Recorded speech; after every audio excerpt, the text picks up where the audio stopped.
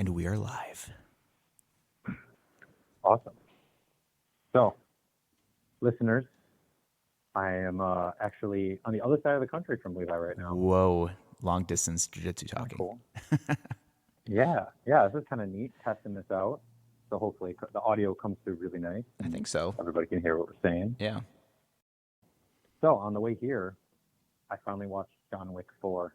Did you? Yeah. First off, what did you think of it? Wait, spoilers. Spoiler alert for everyone. Yes. So my thought was, how quickly is John Wick going to do an Imanari role in this film? And he did it within like 10 seconds. Really? Oh, yeah, he did. I did see that. I was like on the rooftop thing where he starts exchanging. I'm like, I want to see some grappling. So it was interesting. But yeah, they kind of upgraded the look. Like now bullets became way less effective with their suits. Like they're like bulletproof shields. Like great narrative idea, by the way. Like just make all the suits, bullet resistant. And it's like, okay, it's a fantasy world. So I kind of negated the guns and I was just more interested going, okay, how are they going to interrupt the gun fu and throw some grappling in there? So yeah, I wasn't as something I noticed too. He does the hide behind the lapel more, or the suit jacket, pew, pew, a lot more. Pew, pew, pew. It's funny because it kind of evolved a little bit into like a fantasy world, and it's like, especially with his endurance and what he's able to take and these little shots, I think without them saying directly, like this world has an elevated, pain threshold and these assassins, it just went from John Wick 1 where it was like, here's this, I shouldn't say ordinary dude, but he's just a man kind of thing, to now it's like, oh, like everybody has these suits on and this armor and all that kind of stuff. So I really like Donnie Yen though. Donnie Yen just stepped up as usual as far as his choreography and gun fu. But yeah, it's just the reality of the world I wasn't like too sold on. So yeah, I kind of had to like mentally just go, hey, this is just a fun action movie, and it kind of like did the Fast and the Furious thing. Yeah, if you think about it, right? Oh, Fast and Furious like escalated, right? Yeah, it was like Paul Walker and Vin Diesel racing cars, and now it's like they're on the moon racing cars. Yeah, next John Wick 5, vampire hunter. He comes back from the dead as a zombie to fight vampires. I knew the moment they showed, and like, again, spoilers, so if you haven't seen it, you should just fast forward a bit.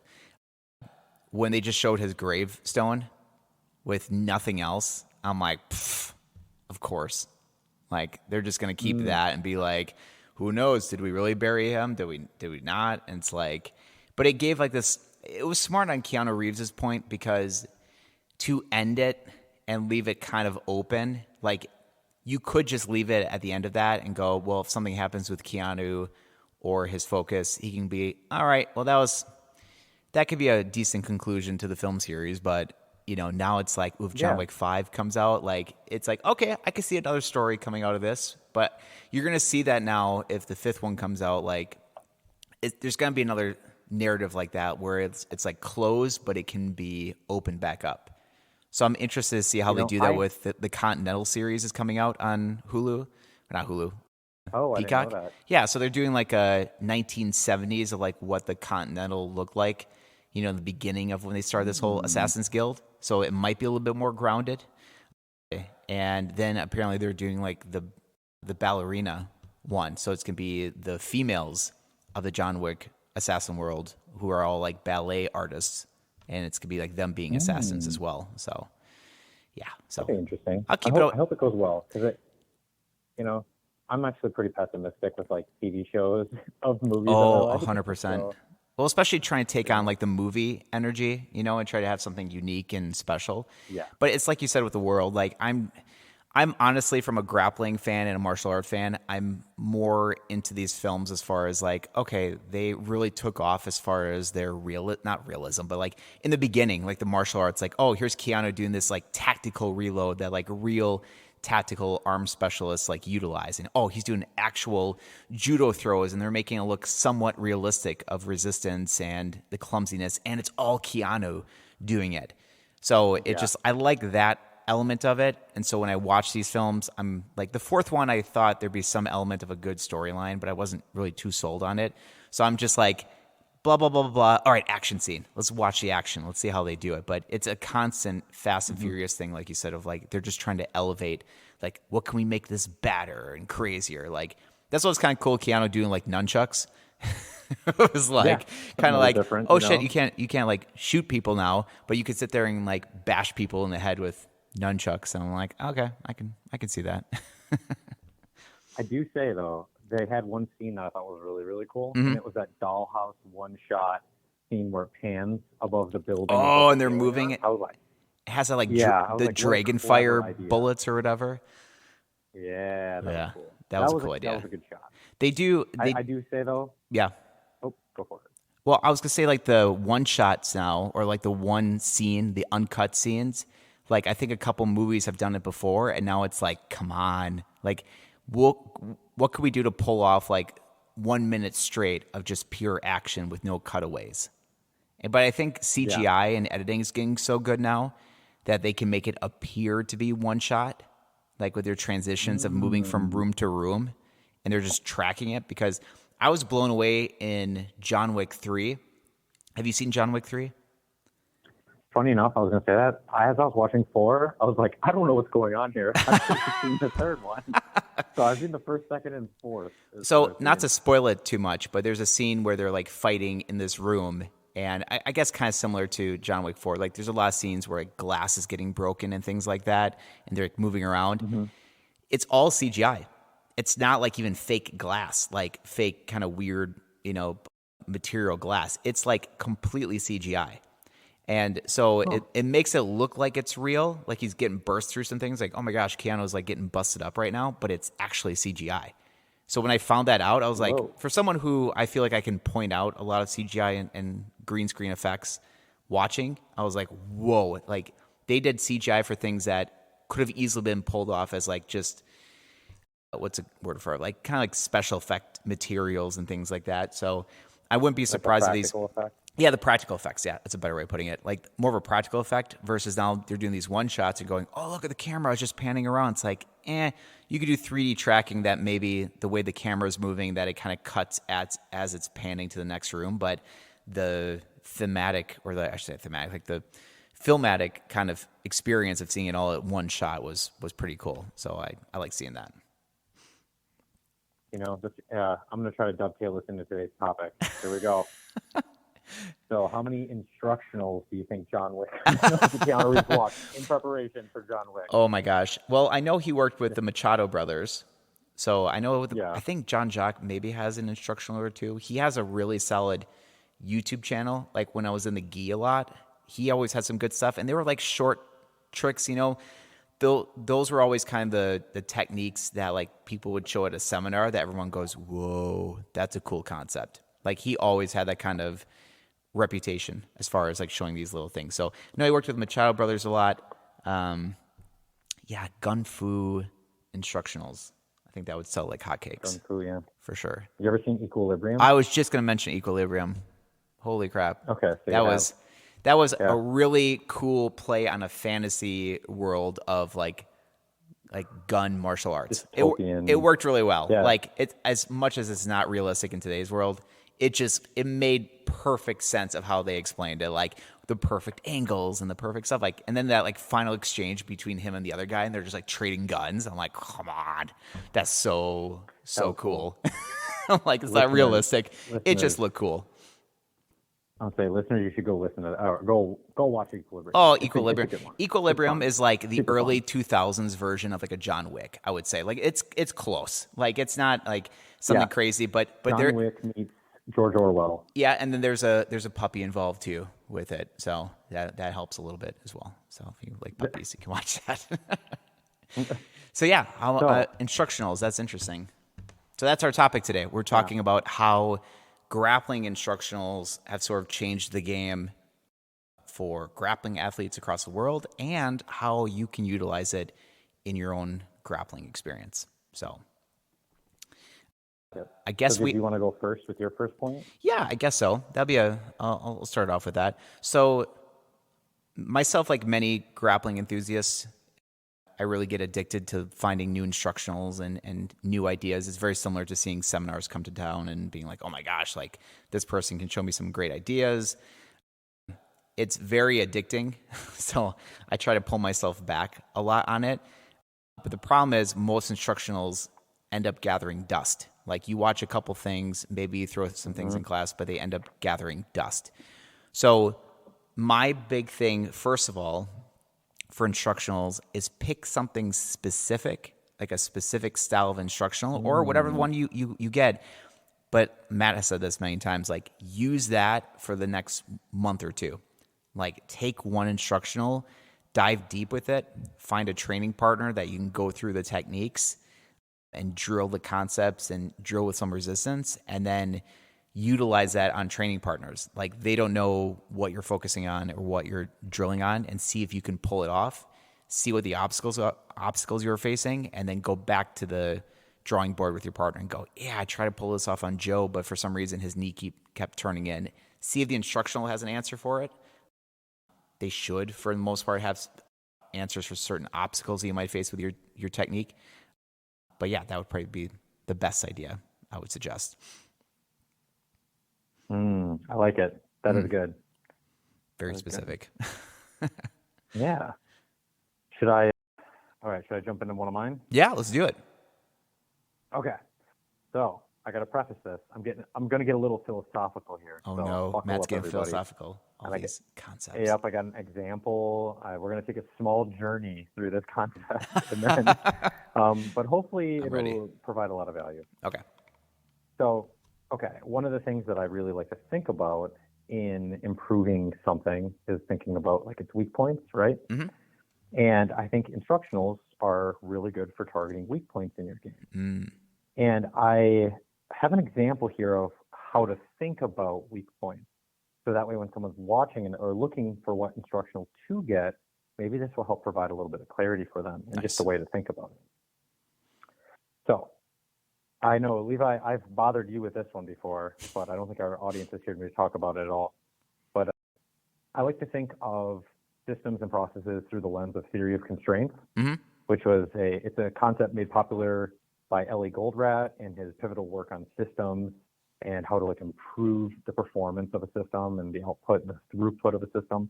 In his book, I think it was written in the 80s, called The Goal. And it's a great book, by the way. A little dated if you go and read it now. It definitely, some of the like social things and whatnot don't hold up, but the concepts of what he's talking about are gold. They're really, really good.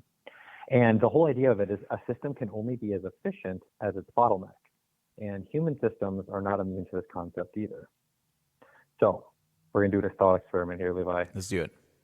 You have an hourglass, all right? Like a classic hourglass, like the one you would see in John Wick 4.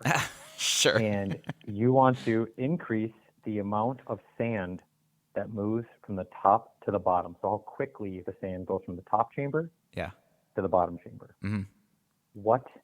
How would you go about making that happen? You can alter this but you can change the shape and everything. Yeah, this seems like a loaded question. It would just be opening up the bottleneck in the middle, right? Is that what it is? Yes. Yeah, you got it. Good. All right. I was like, I don't know if you're going to throw a curveball at me. Well, I could have been a curveball to been like, if you want to move things, I guess not quicker, but it looks like it's quicker. Maybe just do a little sand at a time, but open up the bottleneck would make sense to me. Yeah. So and obviously that's a pretty easy one to think about, right? That makes sense. Open up essentially the connecting chamber or the connecting funnel between the chambers, and you got your sand moving through quicker. Now, what if you have an hourglass that has 10 chambers and you want to move all of the sand through from the top chamber to the very bottom chamber, and there's different size openings connecting those chambers? How do you move the sand from the top to the bottom in the least amount of time? Least amount of time? Well, I'm trying to think like you would have to focus on the top one first, right? Like the chamber, and like kind of gradually work itself down, because I guess it doesn't matter either which way, because if you open the bottom one, then you can go all the way through the top. But I guess I'm having a hard time visualizing the 10 chambers inside of a hourglass. I knew this was going to be a bit of a curveball. But it's Since we're good. doing I this like over thinking the about it. phone, but I was like, let's try it anyways. Okay, so if you essentially the way you would do it is you would look at which connector between which two chambers is the slowest, and you just make that one bigger. Sure. So that's where grappling, I think, functions in a similar manner. Only instead of chambers, you have different aspects of your game. Because those different series of movements, force application, so on and so forth, that is essentially how you can look at the process of jiu-jitsu. And then the instructional, you should choose wherever you feel the bottleneck is or where the sand is flowing the slowest. If you end up, say, you're starting your match and you do pretty good at maybe getting to a takedown, you get the takedown, and then your game just seems to not have the staying power at that point. And if you can get through it, you end up, being able to progress the rest of your game pretty good. Well, then the obvious answer is you need something to do with some type of body lock or some type of control-based system to be able to increase your game, because the front end of your game and the back end of your game seem to be pretty good. The middle is the weakest. So that's where I would say focus on an instructional that builds up that aspect. That makes sense. It takes a little bit of introspection, but and I know that was kind of a crazy one, but I was like, hey, I think this is something that can be helpful for people if my thought experiment was hopefully worded well enough. But really, it's just looking at where your bottleneck is and then being able to find an instructional that matches that bottleneck. So I think both of our bullet points match up pretty well. When I had stated, like, pick one thing and focus on it to improve upon it, works very well to say that one thing should be a bottleneck if you're thinking of like a priority. Like, obviously you can go, well, I like omoplatas, I want to improve omoplatas. Well, cool. Pick something that, like Jeff Glover talks about, omoplatas, and then go from there. But if you want to see the most gain in your grappling, find those bottlenecks, find those things. And the cool thing is, you don't necessarily need like your coach or another student to tell you what that bottleneck is. Like, you could probably feel it. And I know it's difficult because sometimes you train with different skill levels and sizes. So sometimes it's like, well, it's not much of a bottleneck with a newer person, but it's very much a tight bottleneck when I work with a more experienced person. Right? That's a good point. That's a harder one. So I would say, as far as the bottleneck is concerned, a very easy metric would just be, what bottlenecks do you experience against people who are your similar, let's say, experience, but you could say rank as well, like a white belt, like people who have been doing it less than 2 years or less than a year for a white belt, or whatever your colored rank is. I would think that would be an easy bottleneck experience right there. Like, ignore the fact of what you can't do against people who are much higher ranked than you. Like, if you're a white or blue belt and you're rolling against some brown or black belt, like, it's going to be all bottlenecks. Like, you're not going through anything at that point. But because it's less experienced people, there's a really good chance that the bottlenecks you'll experience are real, because less experienced people will set less traps. So it'll be a very authentic experience when you're grappling people. Like, they will really be trying to sweep you, really be trying to take you down, versus maybe a more experienced person might lull you into something where you're like, oh, I feel like I can pass their guard. I feel like I can get to mount, and suddenly you get swept or you get your back taken or whatever. So some generic things like that, like guard passing and such, makes it very easy to focus on that bottleneck. On my second bullet point. That's a great point. Oh, go for it. Oh, I was saying that's a great point. I really like that. Yeah, so I think it just helps a little bit, so that way people don't feel like, well, on certain people I can do certain things. Like, even if, let's say, you take a bottleneck and you go, okay, against all these white belts, or I'm a white belt and all these other white belts, you have to kind of focus on what is your core problem, your core bottleneck. Like, some people might be a little bit more pronounced than others, but try to find something that's more of a core thing. So on that note, then you go, okay, Levi and Matt, now I know what my bottleneck is. I know I need to focus on something. Where do I go to get this instructional, or who do I listen to?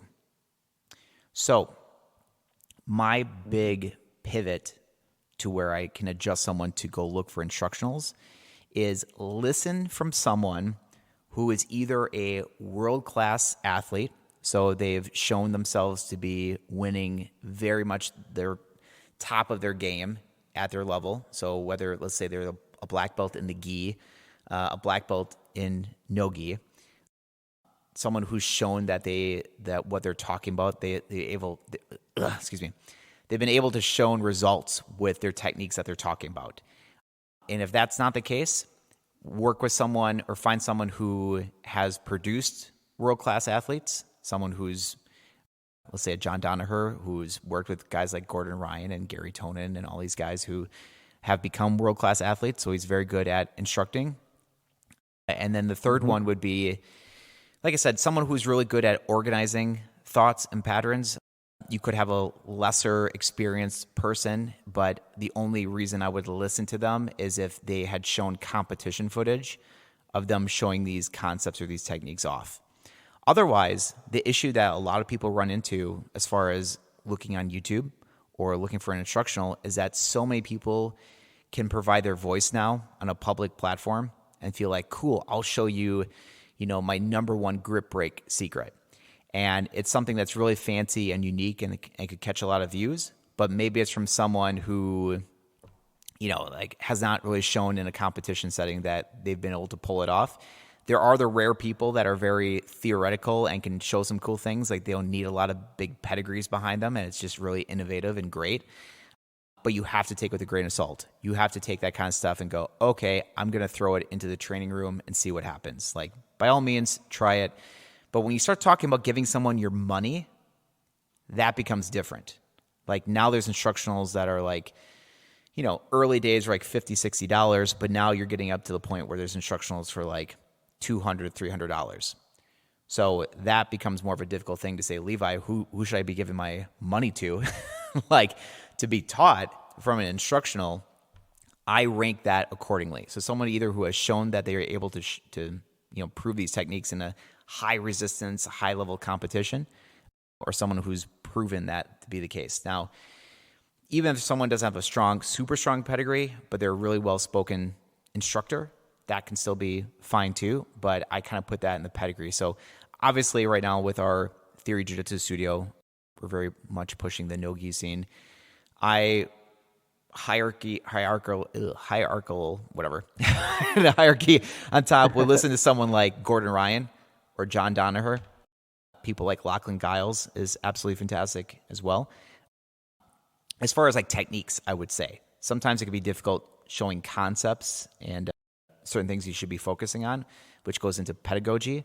But as far as someone saying, hey, here's the optimal breaking mechanics for an outside heel hook, maybe I'll listen to the person who's shown lots of leg locks in high-level competitions, versus someone who maybe hasn't shown that or is talking about it. Like, I just take it with a grain of salt. It doesn't mean that I can't experiment it with in class, but when you say, hey, I'm going to spend $100, $200, do it with someone who maybe has shown the pedigree behind it versus someone who's not. Just a starting point, I should say.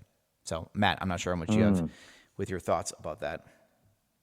Yeah, no, I think you actually you touched on something that I didn't even consider bringing up that I think is a really important piece of this conversation, and that's somebody's ability and somebody's ability to teach. It can be different things. Yeah. So in the case of like John Danaher, not only is it his own ability, but it's his ability to distill information and then essentially download it into another human being. The hard part is with himself is that he's never competed.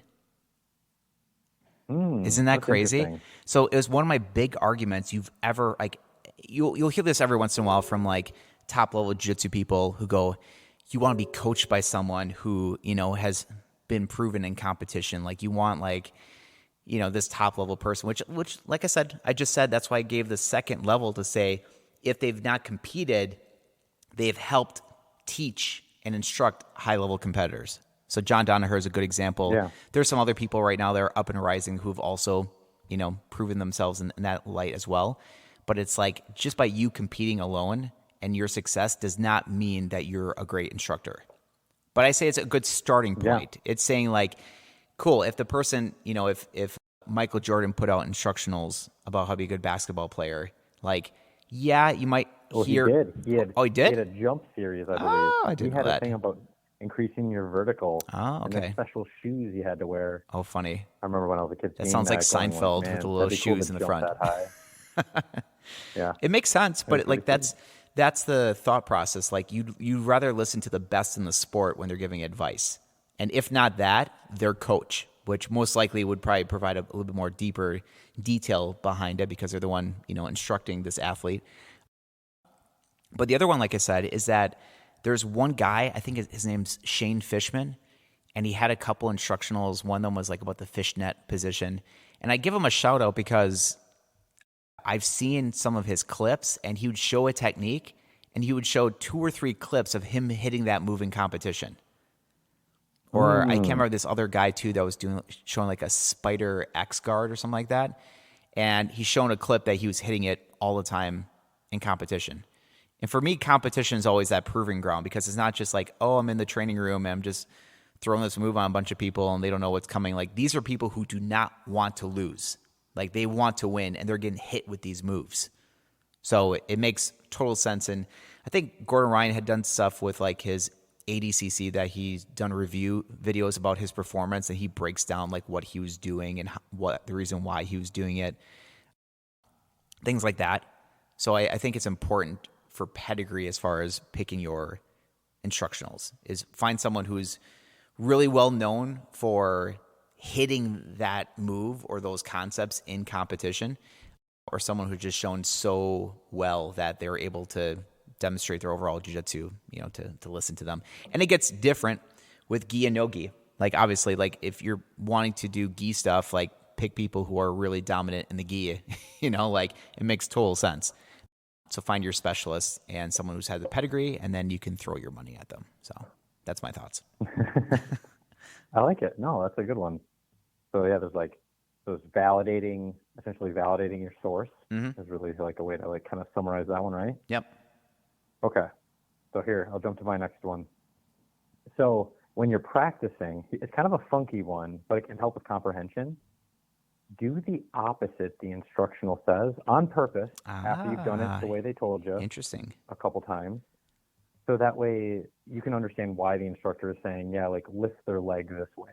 Because then you can start to go, well, what if I go this way? And then you go, oh, I see why that doesn't work. Because then instead of going, oh, I could go left, I could go right, I could go up, I could go down, when you're given essentially a infinite number of options, it helps narrow those down so that in your head you go, got it.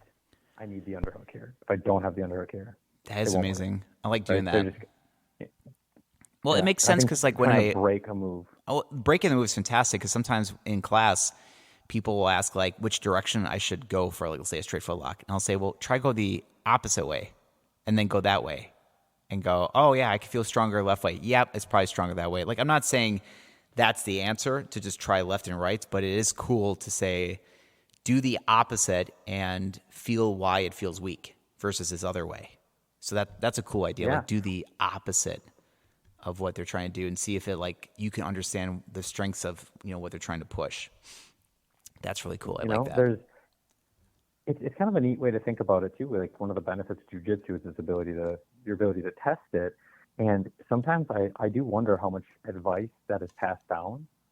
And I think it's becoming less and less with the prominence of jiu-jitsu and social media and like instructionals and whatnot. But have you ever heard the story about like the Christmas ham, where that's one of my did things the same way? That's one of my favorite stories, actually. Like, it wasn't ham, but it was meatloaf. That like the mom cut off the edges. I heard it was ham. Well, it makes sense. It's like kind of like the person does it and their mom does it and their grandma does it, and then the grandma does it completely different. And you're like, why didn't you do it? Well, I only did that because like the pan wasn't big enough or whatever. Like, people don't know why they're doing it. They're just assuming. Now, it kind of makes sense in a very small way that you assume in grappling. Like, if, like, let's say John Danaher was teaching us a class. I use him just because he's very, prestigious at the moment. And how many times do you feel like you would question his expertise, right? Or like the likelihood of questioning his expertise. Like, instead of going, yeah, well, I'm just going to experiment and do some other things and like maybe not listen to him right away. And it's like, there's a certain level of experimenting and trying things for sure, but it's kind of like, someone who stands on the mountaintop and has all this experience and going through my 30 years of grappling experience, I have found this grip worked really well. It doesn't mean that things can't innovate and change. It's just like, it's a really good starting point, of a movement. So that's the kind of tough part, but I like the idea of playing the inverse. Like, okay, well, don't do it like that. Try this completely different thing and see why it feels weak. You know, it doesn't mean that you can't sit there and experiment and work on things, because we obviously push that at theory of just trying to play with the movements. But it doesn't mean that, like, if you want to get good right away, maybe play with the base first, like get comfortable with this base level of knowledge, and then sit there and go, okay, now that I have this, how can I play with some different things? Because I think if you play with things too long and too much, like you get caught too much, funny enough, caught too much up in theory versus just the practical application, right? To say like, well, maybe I can sit here, or like you said, maybe you get caught up too much in focusing on one thing instead of like, well, why don't we just, play off the idea that this person actually has some pretty high level skill level, use that as my base. And then once I achieve a higher level of success with things, then maybe I can revisit and try to, rewrite the rule book. Let's put it that way. But so there's a weird balance with it. It's definitely tough because I think as far as innovators are concerned, listening to old traditionalist martial artists, for me, it's like, yeah, of course, I'm going to sit there and question what you do because what you show me is 30 years old. Like you show me something that, like in the very beginning of the sport, what they did versus like, okay, well, why don't you hit that on a live competitor, or the fact that over 30 years, you think a move would have gotten innovated and changed. So I think it really depends on the person who says it. If I feel like it's someone who's very kept to the modern times and is working with high-level grapplers, and they say, this is what we see right now works at the highest level of competitions, cool. I'll probably take their word for it instead of playing around too much. Doesn't mean that there's innovators, but if someone who's really old, older in the sport, and they're showing some weird leg entanglement, I'm going, that looks like it's from the 60s. Like, that has no place in this, but it's someone who has not bothered to keep up, with the times. So, yeah. So let's see what's here. So I'll go for it. Do you have another point? Oh, I'll just say, I think that's fair. I think that's a fair assessment. It is such a weird balance because, like I said, I really push for trying to, lay a foundation for my students, but at the same time for them to be theoretical and play with things. I like the push that we do right now with the pedagogy, or even just kind of the ecological approach, where we're sitting here giving certain tasks to be accomplished, but at the same point, I'm providing experience of certain techniques or methods of overcoming said task or accomplishing said task, and say, from my experience, this is what seems to work best. You go try it out and you see if it works for you. If it seems like it's being difficult, well, maybe we can modify the technique or modify the option. Otherwise, if you sit there for a month and you go, hey, Levi, I got this really cool variation. You see it, we test it out and go, oh my gosh, this actually works much better. Then that's great. But it's not like whatever your coach says is the gospel truth. Like, it should be able to hold up within live resistance at that point. You know what's funny Yeah. about as you're bringing up something about the ecology approach, it is funny how we're talking about like given instruction and like how the ecology approach has it like things that people like. Yes. But it's really funny to me is like when we do the ecology approach, if it's with people who have a base understanding already, we go cool, flat, we clap hands and we jump in and we make it work and we try some stuff out. But with people who are a bit newer, people are hungry for specific instruction sometimes, and I'll like people will ask like, where do I put my hand? How do I grab this? Why am I grabbing? Sometimes people ask all these questions, which shows us, I think, that there is a base hunger for specific movement sometimes too. Which it's kind of a neat observation. It is a tough balance because the more we engage with the process, I think I've seen that more like instead of people drilling, newer people are almost like pausing and going, okay, give me an option right now of what to do. Like it's almost like people are, I shouldn't say afraid to fail. And it's not like I'm throwing someone underneath the bus and being like, just try a whole bunch of stuff and then I'm not going to tell you what the right answer is. Like if there is a right answer. But it's kind of like, I just want you, like put your feet behind them and just try to knock them over. And it's tough because they go against their other partner and the other partner's doing some weird fancy stuff and they go, I want to do that. Like, how do you do that? Yeah. And that's not always a bad thing, but it's kind of like play with your own sensations of, like you said, do the opposite or see why it doesn't work. And then when I show you something, like here's an efficient way, you go, I can see why that would accomplish this task very well. And then it's only more difficult the very first couple times people do it. But after a while, people will accumulate some tools and some things that have been shown efficient for them to overcome said tasks. And then you see that less and less. Like, it's just like you said, like if you have two people who kind of know what's up, like they just play in a, experiment. Like they don't really sit there and have to instruct the other person how to do things. So there's definitely a ebb and flow from a static drilling perspective or static technique versus like a live drilling or dynamic drilling, I should say. So there's somewhere in the middle that has to be a good healthy, which is, like I said, show the task, to be at hand, and then show some reasons or some methods and ways that people have used to overcome said task. The third bullet point I want to bring up is take good, efficient notes. I'm a stickler when it comes to instructionals that not only will I watch, but a certain way to watch them. So a lot of times I'll make good notes. I'll, use things like Google Sheets, not Google Sheets, that's the wrong one. Google Word, not Word. What's happening now? Google Docs. Oh, Sheets. Google Docs, Sheets, right? Well, Sheets has it's like the spreadsheets, right? The Word. Yeah, Google Word. I thought that was a word process. Yeah, it is a word. I'm just trying to think like Google Docs. I think it's Google Docs. So anyways, I use something like that because I can use it on my phone or use it on my desktop or whatever, and just take notes. So especially with BJJ Fanatics, they do a really good job of, if they have volumes, like different, videos about said techniques, most of them will have table of contents. So they'll go through and be like, okay, here at this timestamp, actually, they'll tell you what's working. So even if you write your notes and you're like, oh my gosh, I want to see how they did that omoplata again, now you can look at the table of contents and go, oh, volume 2 at 5 minutes, they're talking about this omoplata. And you can, write your notes about it. I would say it's a good way to keep track of instructionals, to say, like, here's one about Jeff Glover and doing Darces. Like, you have the instructional all about that you can put all the notes. Something that I use sometimes that seems to be efficient is I'll do screenshots of said video. So I'll pause it and do a screenshot of it. Like, here's a certain angle. I would like a more dynamic option to do like GIFs, like an animated, moment of an image sequence to demonstrate the movements, but I think that kind of takes up hard drive space pretty quickly. But sometimes even just showing the general thing. It's funny enough you said doing the negative, because sometimes I'll do like a negative one and a positive one, where the negative one will be like, if someone was saying, don't do it like this, do it like this, I'll take a screenshot of doing it the wrong way and I'll like highlight it red. They'll do it the right way and I'll highlight it green, like this is the right way, this is the wrong way, versus them being the same color tones and maybe getting it mixed up.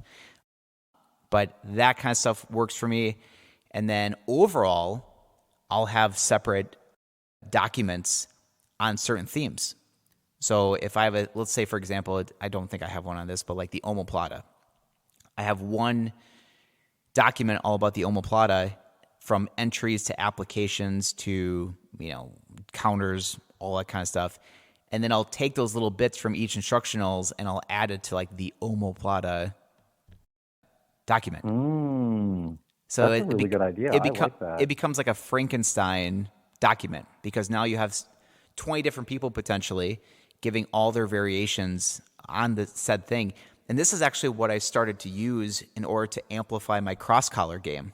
Because it, just like in anything with grappling, one person isn't always the medium for truth.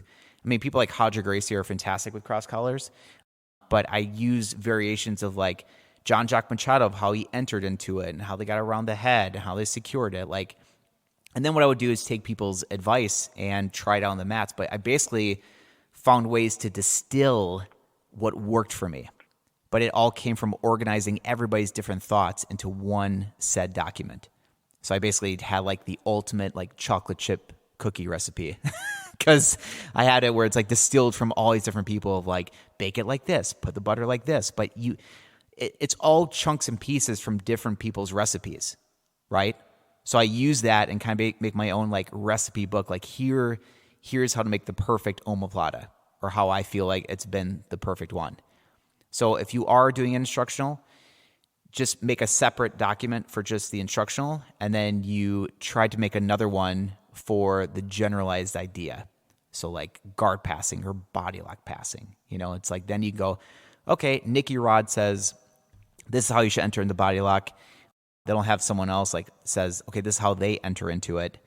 And then over time, either you can keep it as an instructor to tell people like what things they should be.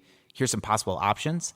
Otherwise, you can have one that's basically like your distilled competition document. Like to say, this is like the knowledge of all the best stuff. So especially if you're not focusing on omoplatas for a while, you can come back to it and go, hey, I need a quick refresher on omoplatas.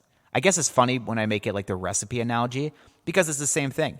If you're sitting here making cookies all the time, but 2 years ago you were really focused on making cakes, and then you go, oh crap, I have to make a cake this weekend. You go back to your cake recipe and go, right there is all the notes. Bake it at 350, all this kind of stuff, and you follow the recipe, and it's like a wonderful cake. You might not be able to make it as efficiently as you did when you did cakes all the time, but the recipe will be sitting right there for you.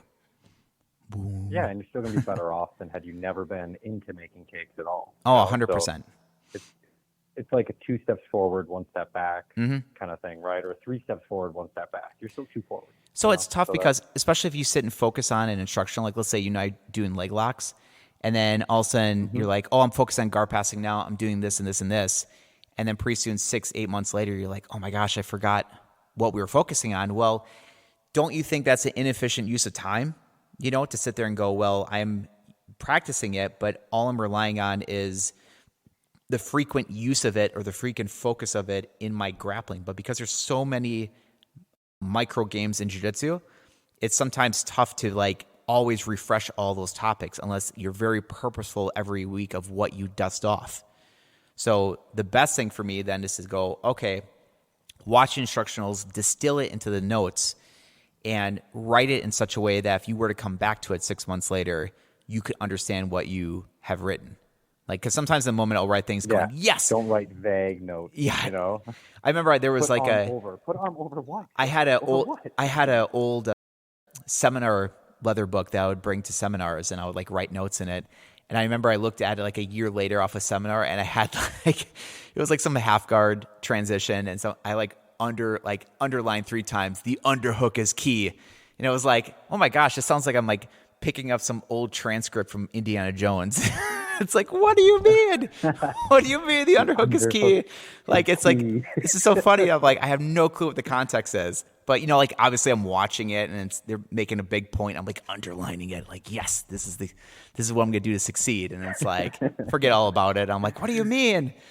Some sort of investigation type funny. stuff. So, yeah, so notes can be really good. Just distill it, organize it well, and you'll be able to amplify your instructional use. So let's say you focus on triangles, get those notes down. If you don't grain it right away, at least it's sitting in your notes versus just a random video sitting on your account.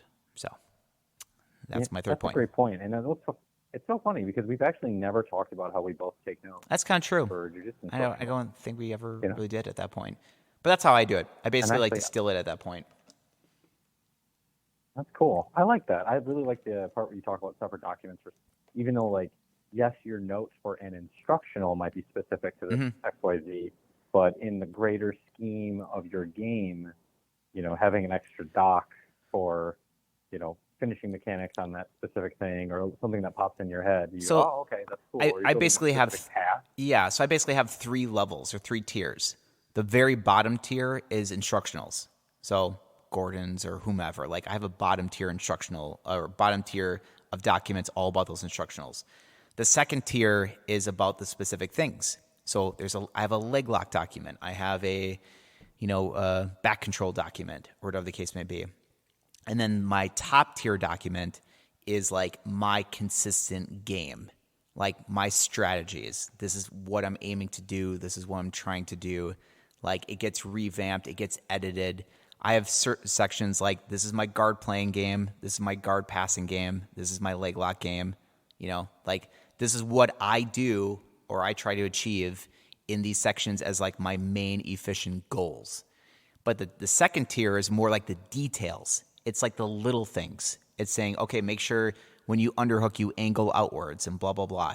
It also helps when I'm instructing people to keep those details fresh when I'm writing them down. But the game stuff is more like the overall, like being a general in an army. Like I'm sitting here giving more like, here's how we're going to overcome our opponent.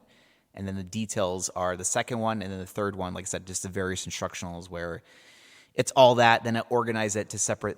It's like having a cookbook by someone that they show a whole bunch of recipes. And you're like, cool, I'll take the cupcake one and put it in the cupcake folder. And then you take that and you go, okay, well, in the cupcake folder, I'm distilling all these people who say this is the best way to do a cupcake.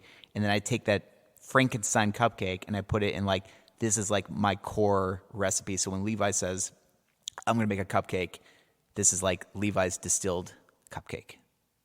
If that makes sense. I like that. So Chokes and cupcakes. Chokes and cupcakes. Look out for our recipe book coming soon. Well, like I think we'll finish off with Matt. Do you have another one last one? I got time because I'm running class pretty soon, so this will be fun. Yeah, so this is actually going to be a quick one too. So it's a good one to end on. And then I was thinking we could point people to places to get instruction. Let's do it. No affiliation, but if these places want to pay us, we're happy to accept it. I like money.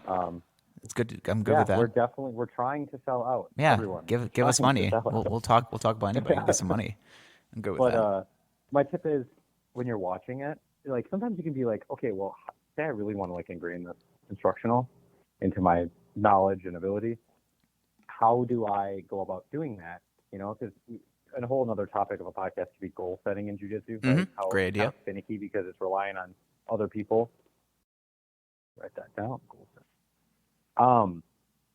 But I've tried to do things like, okay, I'm going to watch this, you know, if this instructional is 6 hours long total, I'm going to watch 30 minutes a day until I'm done. Mm-hmm. I've done that, but I actually don't think that works as well as what I'm about to share. Okay. What I think works the best is you just watch it each day, you know, or maybe 6 days a week or however many days a week that you feel like you want to. And just watch it until you find an aha moment. It's that simple. You might find it in 2 minutes or it might be in 20. And the more you start to learn a concept, the less aha moments you'll have. But once you find an aha moment where you go, that's really cool and helpful and neat, I need to try that out, stick with it until you feel like you really got it, and then you're ready to move on to the next. It's funny you say that because remember when we were at the Craig Jones seminar, and I'm not going to put spoilers because I like not getting choked, but he showed a really cool choke defense. And Matt and I basically looked at each other and goes, yeah, that's our aha moment. Like if we were to leave this whole seminar instructional, and I'm going to argue we probably use that the most of the whole seminar. Would you agree? Oh yeah. Yeah. And we got it in the first 30 seconds. Within the first 30 seconds, I was like, done. I could leave right now. He'd be done. I'm like, that was worth the whole time. See you guys later. But that was an aha moment, right? But I think it's because it's very digestible. Like it's very easy to like ingrain into like your grappling game right away. Like you can go, oh, okay, that makes sense. That's something I can bring to the table right away. Like I like that idea of just watching until there's something that you can feel, you could remember and apply into live grappling. I believe so, right? Yeah. Yep. And like Steve talks about this concept. He's like, I just try to get one thing each day, one thing. I think that's a great way to go about it because very rarely our class is going to be completely tailored to your game, right? And even if it was, you'd forget half the stuff anyway. So just pick one thing. And if you can do that consistently and you show up to class 4 days a week, you know, throughout the course of most weeks of the year, you know, that's going to really accumulate. It helps a lot. I mean, especially coming into rolling, and you might have your own specific goals and guidelines. But just like Matt said, or our friend Steve said, if you come into class, just take one thing, one major concept out of that. It doesn't mean that you have to ignore everything else, but really try to, search for that class moment's aha moment for you. Just one thing that kind of makes sense. Because if you can keep grabbing those moments and applying them directly to grappling, like your grappling will shoot up. So I like that. Yeah, if you think about it, a little bit of math, right? If you go 4 times a week, 50 weeks a year, that's 200 things you've added to your game in 1 year. 200 ahas. I like it. Yeah, that's a lot of ahas. I'll take all the ahas I can get, especially when I'm the one laughing at choking people out. So, aha. Yeah. So, yeah, that's what I'm saying. It sounds like you when you say things like, aha. Funny. Okay, so instruction. Go for it. Yeah, I was going to say a couple places we can find instructionals, right? I think we're both going to the same spot there. First one I'll say, and then I'll pass it over to you, is actually Grapple Art. Stephen Kesting. Grappling Art is He, Stephen Kesting, and yeah, I think Stephen Kesting mostly, right? Yep, it is his thing, and he partners with a lot of different people. Mhm. And he's a good guy. I've emailed him before. He's down to earth. He's willing to have conversations. He cares about his customers. Heck, I remember when COVID was happening, he was like The free if I can instructional, entice right? people to not train. Yeah, he gave away free instructionals. Yeah, that was to be really like, cool. Watch them, and that way in jiu-jitsu will be waiting for you when you're ready to go again. It's just, here you go. Here's a free instructional. Yeah, that was And really it was cool. whatever one you wanted in his entire library. Yeah, that was insane. Like I guess a good way to think about it. He seems like he's a guy with integrity and just a cool dude. And I think his website's great, and people should support it. And also, he partners with people who like really have some great things to share. I think it's safe to say that there's like, especially like as he's developed his website over time, there's like very little or to no actual like crap on his website. He doesn't just put anything out there because he's the one who produces it. So if there's something on there, like chances are it's going to be very valuable. And so I think that's it's linked to his brand, right? Like that makes total sense. So Grapple Arts, right? Grapple Arts. Yep, Grapple Art. Yep. And then I really like, and this kind of spread over the internet all the time, Grappler's Guide.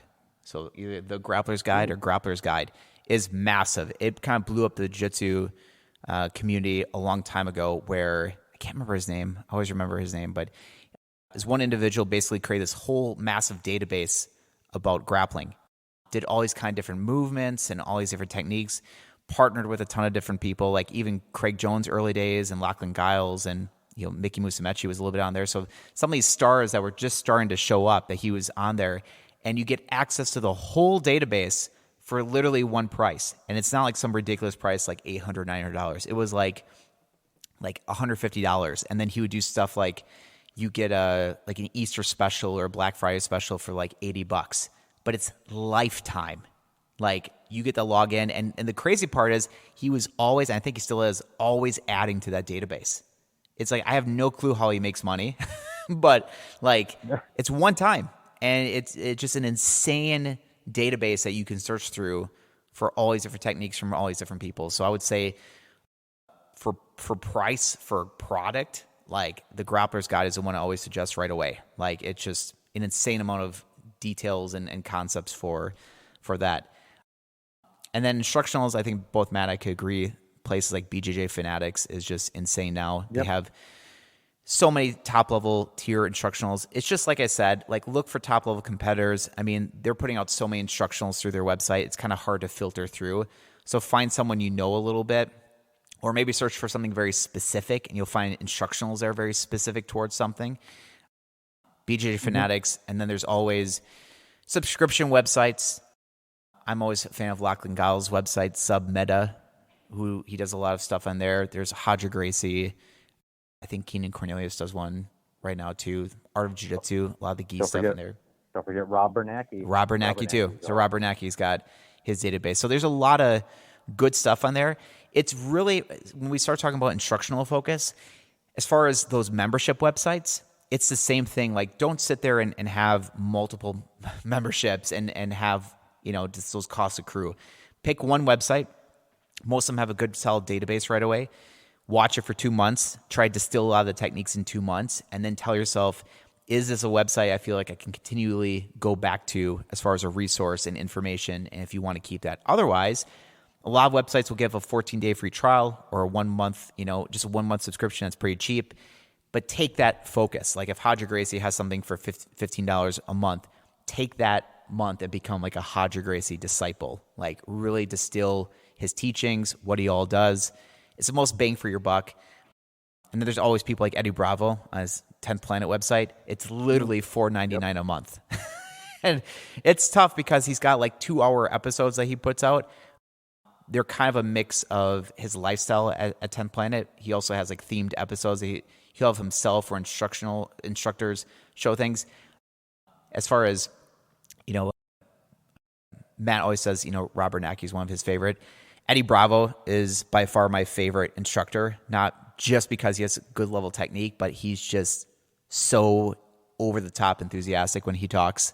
Like he makes amazing analogies. Like like my girlfriend Jill would find me crying watching him because like in a good way, like going like it's hilarious how he's like making analogies to certain things, like, oh no, your homie's like in jail now and you gotta go bail him out and like all these things. Like he makes everything sound like it's the end of the world right now. I'm like, that's exactly how I feel sometimes when I teach. Like I'm the only one being over the top passionate about this right now. So lots of good things. I love what Matt talked about of saying we'll have a podcast soon about goal setting. So to say, let's say you want to focus on getting better submissions or guard passing, how do we all start? So we'll do that another time. I like it. But this was cool. This is our first experimental episode, long distance over the phone. Definitely over time, we'll do things over like Zoom or something like that through the laptop, playing with our audio quality right now. So I'm just going through our podcasting equipment right now. I'll be interested to see how this all comes together, but I think it should be good. So I think we got one student coming in right now. So wrap this up. Oh, all right. Well, cool. Yeah, thanks, Matt. Thanks for checking in to the Grappling. I can't even say it. I was going to say it very straight face, but I couldn't do it. The Grappling Podcast. It's the Grappling. The Grappling Podcast. All right. See you guys later.